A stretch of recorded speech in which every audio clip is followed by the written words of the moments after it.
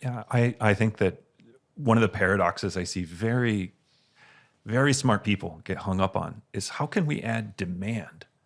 How can we add electrical demand? And by adding demand, create a more sustainable energy infrastructure. Like a lot of smart people cannot get past that. And some of it is point that Nick makes all the time, which is that Bitcoin mining is a non-rival consumer of energy. It's not like energy is in a way not fungible. I mean, it's fungible in that electrons are fungible, but It's not at all. It's like it's the fungible opposite. within like 100 miles, Exactly. unless you have high voltage transmission. And time. It's time and space dependent in the extreme. People don't understand you can't store power. I mean, you can with they're called batteries, but batteries are kind of inefficient. There's transmission losses going into them. They're very expensive. So it's anti-fungible in a way.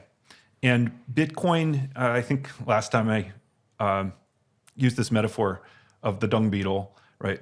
Going into these price crevices and like literally eating refuse, like eating waste that would otherwise not be monetized. And then that consumption, financing, more power production. As long as as long as they're financing more power production than they're using, and they're financing power that's produced generally, whereas they're using waste energy.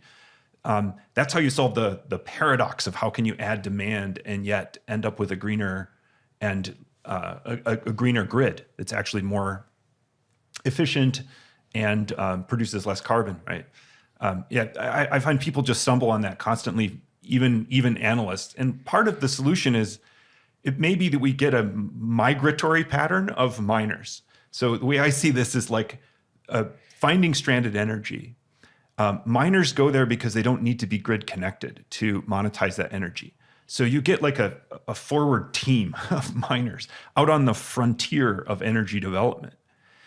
And then once you're grid connected and other consumers can come in, then there's less of an advantage for those miners. So they move to the next front. Some miners stay behind because still it's an interruptible load. It's still attenuable. It's still the best source of flexible load.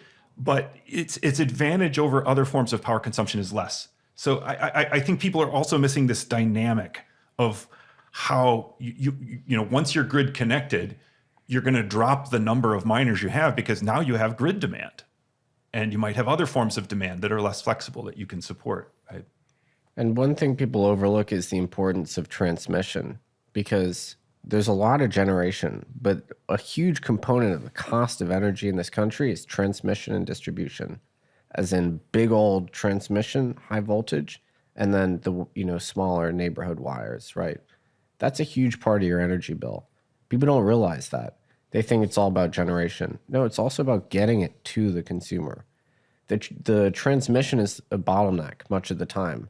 That's why we can't deliver certain, like stranded pools of energy to the end user. Texas being a great example, right? It's a huge bottleneck here.